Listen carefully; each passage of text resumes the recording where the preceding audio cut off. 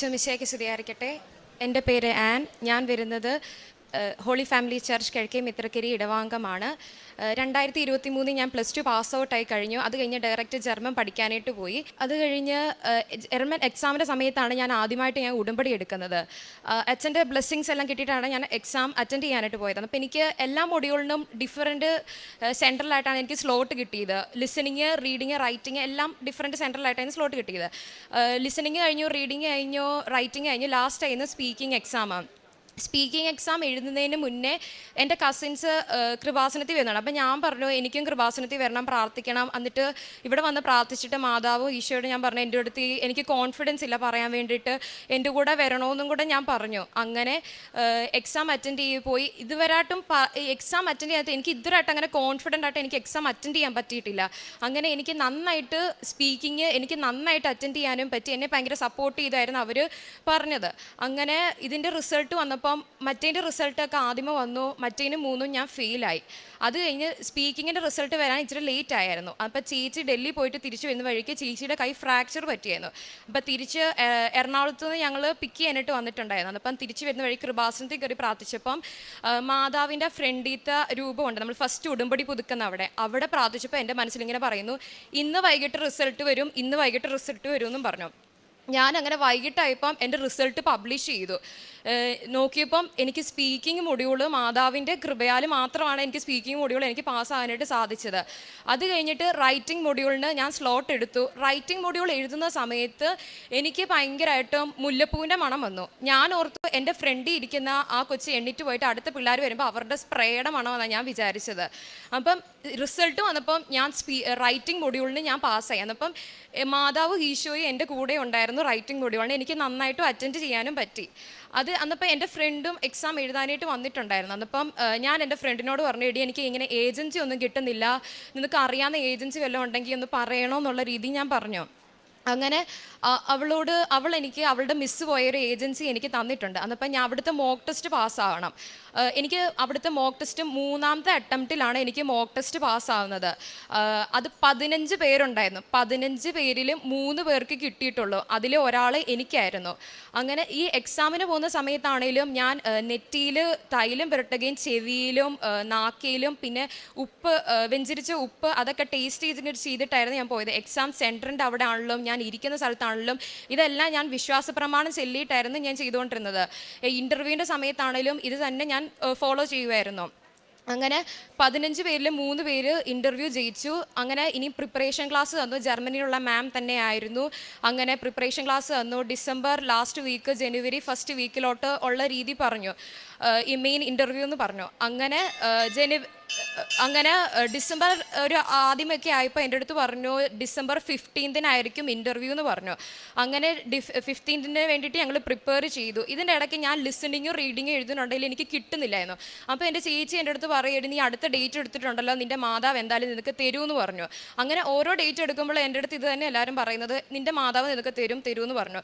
ഡിസംബറിൽ ഒരു എക്സാം എഴുതിയപ്പോഴും ഞാനത് ഫെയിലായി. എനിക്ക് ഭയങ്കര സങ്കടമായി. ഞാൻ എക്സാം ഫെയിലായപ്പം ഞാൻ അമ്മയോട് പറഞ്ഞു, അമ്മേ ഞാൻ ഈ കൂടുതലും കാരുണ്യ പ്രവർത്തികളും പ്രേക്ഷിത പ്രവർത്തനമൊക്കെ കൂടുതൽ ചെയ്യുന്നുണ്ടല്ലോ, എനിക്ക് എന്താ കിട്ടാത്തതെന്ന് ചോദിച്ചു. എൻ്റെ സങ്കടം കണ്ടിട്ട് അമ്മ എന്നെ കൊണ്ടുവന്ന ആ അങ്കിളിനെ വിളിച്ചിട്ട് പറഞ്ഞു, എനിക്ക് 3 മൊഡ്യൂൾ ഉണ്ടെങ്കിൽ പോവാം, എനിക്ക് 2 മൊഡ്യൂളേ ആ സമയത്തുള്ളൂ. അന്നിപ്പോൾ ഞാൻ പറഞ്ഞു എനിക്ക് 2 മൊഡ്യൂളേ ഉള്ളൂ ഉള്ള രീതി ഞാനിങ്ങനെ പറഞ്ഞ് അങ്കിൾ ഫോൺ കട്ട് ചെയ്തു. അത് കഴിഞ്ഞിട്ട് അമ്മ എൻ്റെ അടുത്ത് പറഞ്ഞിട്ട് നീ ഈശോയുടെ മാതാവിനോടൊന്ന് പറ, ഇനി കുറേ കാരുണ്യ പ്രവർത്തികളും എല്ലാം ചെയ്യുന്നതല്ല, നീ ഒന്നും പറയാൻ പറഞ്ഞു. ഞാൻ അങ്ങനെ സംസാരിച്ച് മാതാവിനോട് ഈശോയോടും പറഞ്ഞു, ഇന്ന് വൈകിട്ട് തന്നെ എന്തെങ്കിലും ഒരു തീരുമാനം വേണം, ജർമ്മൻ തന്നെയാണോ അല്ലെ വേറെ എന്തെങ്കിലും ആണോ എന്നുള്ള രീതി. എല്ലാവരും ചോദിക്കുമ്പോൾ എനിക്ക് ഒന്നും ആയിട്ടില്ല, എൻ്റെ ചേച്ചിയുടെ പഠിത്തം കഴിയാറായി, ചേട്ടൻ്റെ പഠിത്തം കഴിയാറായി. എൻ്റെ ചോദിക്കുമ്പോൾ എൻ്റെ മാത്രം ഒന്നും ആയിട്ടില്ല. എല്ലാവരും വീട്ടിലുള്ളവരും കസിൻസ് ആണെങ്കിലും എല്ലാവരും ചോദിക്കുമ്പോഴും എൻ്റെ ഒന്നും ആയിട്ടില്ല. അങ്ങനെ അങ്കിൾ എന്നെ രാത്രി 8:30 എന്നെ വിളിച്ചിട്ട് പറഞ്ഞു, എടി നീ സങ്കടപ്പെടുകയൊന്നും വേണ്ട, നീ എക്സാം ഇനി എഴുതിയില്ലെങ്കിലും കുഴപ്പമില്ല, നമുക്ക് 2 മൊഡ്യൂളുണ്ടല്ലോ, ആ മൊഡ്യൂൾ വെച്ച് നമുക്ക് പോകാം, നീ ഇൻ്റർവ്യൂ പാസ്സായി മതി എന്നുള്ള രീതി എന്നെ ഭയങ്കരമായിട്ട് സപ്പോർട്ട് ചെയ്യുന്ന രീതി. അന്നപ്പോൾ എനിക്ക് ഭയങ്കര സന്തോഷമായി, മാതാവ് ഈശോ എൻ്റെ കൂടെ ഉണ്ടല്ലോ എന്നുള്ള രീതി എനിക്ക് സന്തോഷമായി. എൻ്റെ അടുത്ത് ചോദിച്ചു, ഇനി എക്സാം എഴുതുന്നുണ്ടോ എന്ന് ചോദിച്ചു. അന്നപ്പോൾ ഞാൻ പറഞ്ഞു, എന്തായാലും 3 മൊഡ്യൂൾ വെച്ച് BFSന് എടുക്കണമല്ലോ, അല്ലെങ്കിൽ 2 മൊഡ്യൂൾ ആകുമ്പോൾ റിജക്ഷന് വരാൻ സാധ്യതയുണ്ട്. അങ്ങനെ ഞാൻ 1 മൊഡ്യൂൾ വെച്ച് എക്സാമിന് സീറ്റ് എടുക്കാം. ഞാൻ 2 മൊഡ്യൂളിന് സീറ്റ് എടുക്കാൻ നോക്കിയിട്ട് എനിക്കൊന്നും കിട്ടുന്നില്ലായിരുന്നു. 1 മൊഡ്യൂളിന് മാത്രമേ എനിക്ക് എക്സാമിന് സീറ്റ് കിട്ടുന്നുള്ളൂ. അങ്ങനെ ഞാനും എൻ്റെ ഫ്രണ്ടും ഒരു ചേച്ചിയുണ്ട്. ആ ചേച്ചിയുമായിട്ട് എക്സാമിന് അറ്റൻഡ് ചെയ്യാനായിട്ട് പോയി. അതിന് മുന്നേ എനിക്ക് മെയിൻ ഇൻ്റർവ്യൂവിന് ഒരു ഡേറ്റ് കിട്ടിയായിരുന്നു. ആ ഡേറ്റിന് 2 ബാച്ച് ആയിട്ടായിരുന്നു. 1 മണിക്കത്തെ ഒരു സെക്ഷനും 3 മണിക്കത്തെ ഒരു സെക്ഷനും ആയിട്ടായിരുന്നു. 1 മണിക്കത്തെ സെക്ഷനിൽ അവർക്ക് 6 പേരുണ്ടായിരുന്നു അറ്റൻഡ് ചെയ്യാൻ വേണ്ടിയിട്ട്. അവരൊക്കെ പറഞ്ഞു ഭയങ്കര പാടായിരുന്നു, നമ്മൾ പഠിച്ചതിനകത്ത് ഒന്നും വന്നിട്ടില്ല, ആ പാട് സെൽഫ് ഇൻട്രഡക്ഷൻ അല്ലാതെ വേറൊന്നും ചോദിച്ചിട്ടില്ല. പക്ഷേ അവരെ ഭയങ്കര സപ്പോർട്ടിങ് രീതിയിലായിരുന്നു ഇൻ്റർവ്യൂ അറ്റൻഡ് ചെയ്യിപ്പിച്ചത്. പക്ഷേ എൻ്റെ ഇത് നടന്നപ്പം ഒറ്റ ഒരാളെ ഉള്ളായിരുന്നെങ്കിലും എനിക്ക് ഭയങ്കര ചിരിക്കത്തുമില്ല, നമ്മൾ സപ്പോർട്ട് ചെയ്യുന്ന രീതിയിലൊന്നും ഇല്ലായിരുന്നു. അങ്ങനെ റിസൾട്ട് വന്നപ്പം ഞങ്ങളെല്ലാവരും ആ 4 പേരും ഞങ്ങൾ ഫെയിലായി.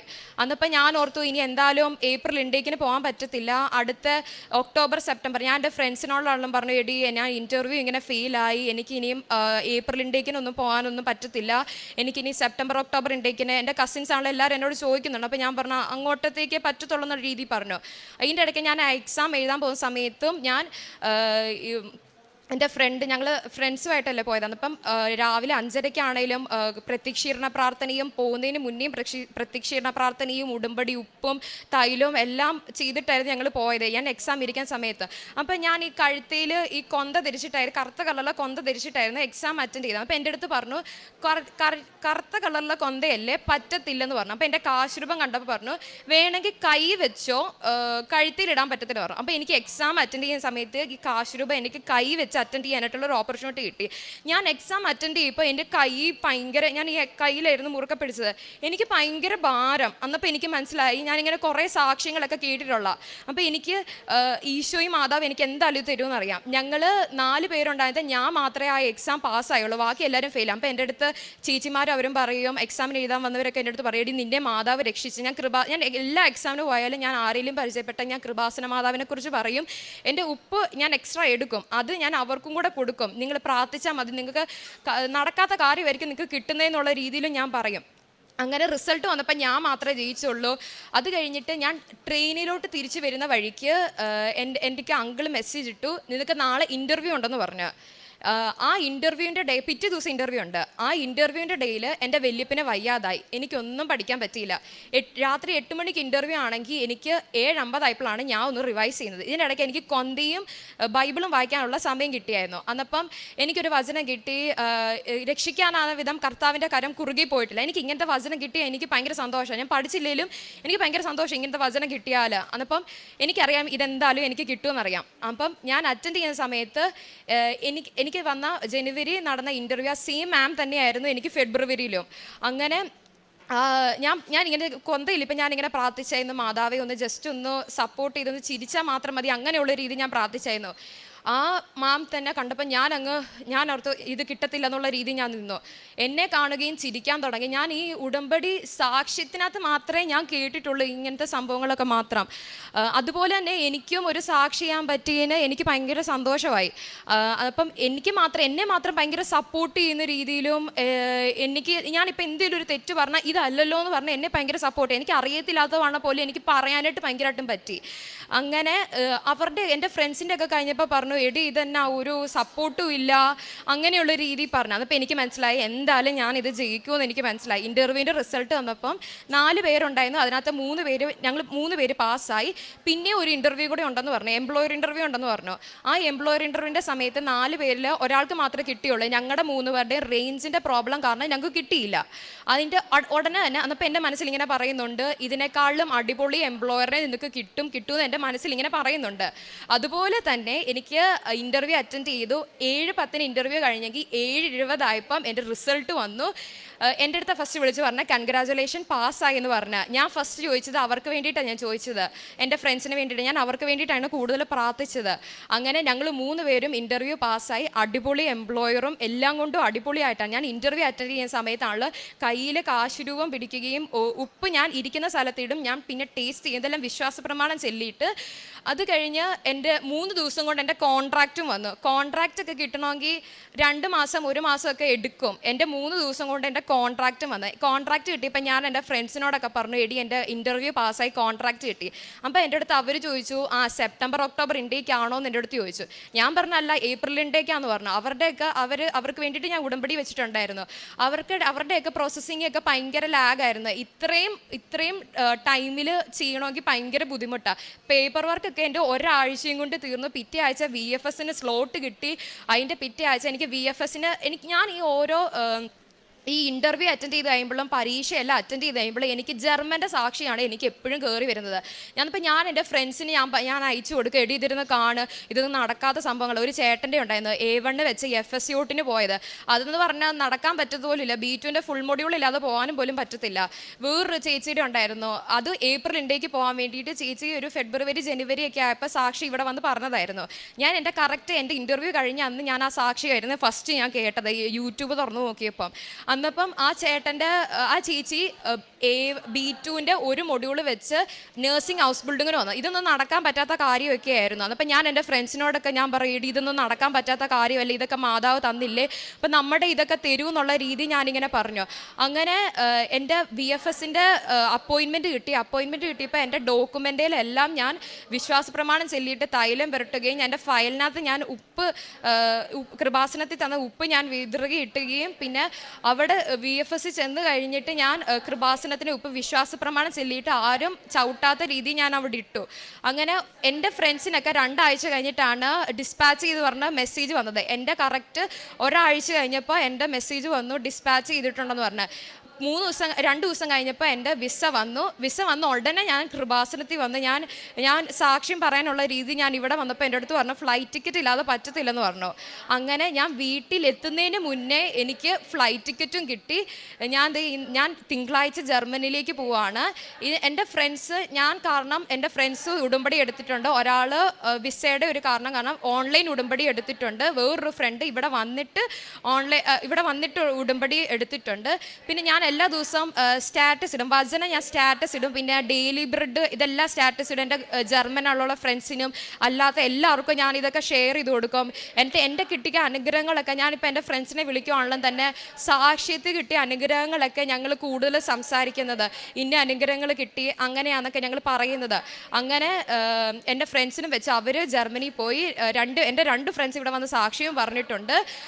പിന്നെ ഞാനും എൻ്റെ ചേട്ടനും വേണ്ടിയിട്ട് ഡ്രൈവിംഗ് ലൈസൻസിന് വേണ്ടിയിട്ട് വെച്ചിട്ടുണ്ടായിരുന്നു. ഡ്രൈവിംഗ് ലൈസൻസ് സമയത്ത് ഹർത്താലായിരുന്നു. മറ്റേ ഡ്രൈവിംഗ് ലൈസൻസിൻ്റെ ഒരു സംഭവം ഉണ്ടായിരുന്നു. അങ്ങനെ ഡ്രൈവിംഗ് ലൈസൻസിൻ്റെ സമയത്ത് ഞങ്ങൾക്ക് ഒരു പ്രാവശ്യം എടുത്തിട്ടുള്ളൂ, റോഡ് ഞങ്ങൾ എടുത്തിട്ടില്ല. അങ്ങനെ വിശ്വാസ പ്രമാണവും ഉടമ്പടി തൈലവും ഞാൻ കാറിൻ്റെ അകത്ത് ഞാൻ വെഞ്ചരിച്ച് ഉപ്പിട്ടിട്ടുണ്ടായിരുന്നു. അങ്ങനെ എനിക്കും ചേട്ടനും ഡ്രൈവിംഗ് ലൈസൻസ് കിട്ടി. ഈ വരുന്ന തിങ്കളാഴ്ച ഞാൻ ജർമ്മനിക്ക് പോവാണ്. ഈശോയ്ക്കും മാതാവിനും 1000 നന്ദി. കാരുണ്യ പ്രവൃത്തികളായിട്ട് ഞാൻ ചെയ്യുന്നത്, ഞാൻ ട്യൂഷൻ എടുക്കുന്നുണ്ടായിരുന്നു. എനിക്ക് 2 മൊഡ്യൂളിൽ ഞാൻ നേരത്തെ പാസ്സായതല്ലോ, റൈറ്റിങ്ങും സ്പീക്കിങ്ങും. അത് ഞാൻ പിള്ളേരെ പഠിപ്പിക്കും. ഒരു കൊച്ചിന് ഞാൻ ഫ്രീ ആയിട്ട് ഞാൻ പഠിപ്പിക്കും. ഇത്ര മന്താന്ന് പറഞ്ഞാലും ഞാൻ എക്സ്ട്രാ പോർഷൻ തീരുന്ന എത്രയാണോ എക്സാം എന്ന ഡേറ്റ് കിട്ടുന്ന അത്രയും ദിവസം ഞാൻ പഠിപ്പിക്കും. എക്സ്ട്രാ ടൈം ഞാൻ എടുത്തു കൊടുക്കും. അത് കഴിഞ്ഞ് പിന്നെ വേറൊരു കൊച്ചിൻ്റെ പപ്പ മരിച്ചു പോയിരുന്നു. ഞാൻ അപ്പാടെ ഇച്ചിരി രൂപയെ വാങ്ങിക്കുന്നുള്ളൂ. അതിനെക്കാട്ടിലും ഞാൻ പറഞ്ഞു, ഇതിനെക്കാട്ടിലും കുറച്ച് തന്നാൽ മതി. എനിക്കറിയാം എക്സാമിനൊക്കെ ഭയങ്കര സീറ്റ് എടുക്കാൻ ഭയങ്കര ഫീസാണെന്നറിയാം, എനിക്കറിയാം. അതുകൊണ്ട് അവർക്ക് ഭയങ്കര ബുദ്ധിമുട്ടാണല്ലോ വിചാരിച്ച് ഞാൻ ഇച്ചിരി രൂപയെ ഞാൻ വാങ്ങിക്കുന്നുള്ളായിരുന്നു. പിന്നെ എനിക്ക് എൻ്റെ ചേച്ചിയുടെയൊക്കെ കുറേ നല്ല ഡ്രസ്സൊക്കെ ഉണ്ട്, അത് ഇല്ലാത്തവർക്ക് കൊടുത്തിട്ടുണ്ട്. പിന്നെ വഴിയിലിരിക്കുന്നവർക്ക് അവർക്കൊക്കെ പൈസ ഞാൻ കൊടുത്തിട്ടുണ്ട്, ഫുഡ് വാങ്ങിച്ചു കൊടുത്തിട്ടുണ്ട്. പിന്നെ ഞങ്ങളുടെ അടുത്തുള്ളൊരു ആൻറ്റിക്ക് ഞങ്ങൾ ഫുഡൊക്കെ അങ്ങനെ വാങ്ങിച്ചൊക്കെ കൊടുത്തിട്ടുണ്ട്. പ്രേക്ഷിത പ്രവർത്തനമായിട്ട് ചെയ്യുന്നത് പള്ളിയിൽ, പിന്നെ ഓട്ടോ സ്റ്റാൻഡിൽ, ഞങ്ങളുടെ ഇടവക പള്ളിയിലും കൊടുത്തിട്ടുണ്ട്, അമ്മയുടെ പള്ളിയിലും കൊടുത്തിട്ടുണ്ട്, പിന്നെ ആശുപത്രിയിൽ കൊടുത്തിട്ടുണ്ട്. അങ്ങനെ കുറേ സ്ഥലങ്ങളിൽ എനിക്ക് കൃപാസനത്തിൻ്റെ പത്രം കൊടുക്കാനുണ്ട്. കുറേ പേരോടും പറയാനും സാധിച്ചിട്ടുണ്ട്. ഇത്രയും നന്ദി ഈശോയ്ക്കും മാതാവിനും 1000 നന്ദി. ആത്മീയ ജീവിതമായിട്ട് ഞാൻ നേരത്തെ കൊന്തയൊന്നും ഞാൻ ചെല്ലത്തില്ലായിരുന്നു, ജപമാലയൊന്നും ഞാൻ ചെല്ലത്തില്ലായിരുന്നു. ഇപ്പം എനിക്ക് ഫുൾ ജപമാലയും ചെല്ലാനായിട്ട് സാധിക്കുന്നുണ്ട്. ബൈബിള് ഞാൻ ഉടമ്പടി എടുത്തതിന് ശേഷമാണ് അരമണിക്കൂർ ഞാൻ ബൈബിള് വായിക്കാനായിട്ട് തുടങ്ങിയത്. അതിന് മുന്നേ ഞാൻ ബൈബിൾ അങ്ങനെ ജസ്റ്റ് സ്കൂളിൽ പോകുന്നതിന് മുന്നേ അല്ലെ കോളേജിൽ പോകുന്നതിന് മുന്നേ അങ്ങനെ ബൈബിള് വായിക്കുന്നല്ലാതെ കണ്ടിന്യൂസ് ആയിട്ടിരുന്ന് ഞാൻ വായിച്ചിട്ടില്ല. ഇപ്പം ഞാൻ രാവിലെ 5 മണിക്ക് എണ്ണിക്കുവാണെങ്കിൽ കറക്റ്റ് 5 മണി തൊട്ട് 5:30 വരെ ബൈബിൾ വായിക്കും. രാത്രിയിലും പിന്നെ അരമണിക്കൂറും വായിക്കും.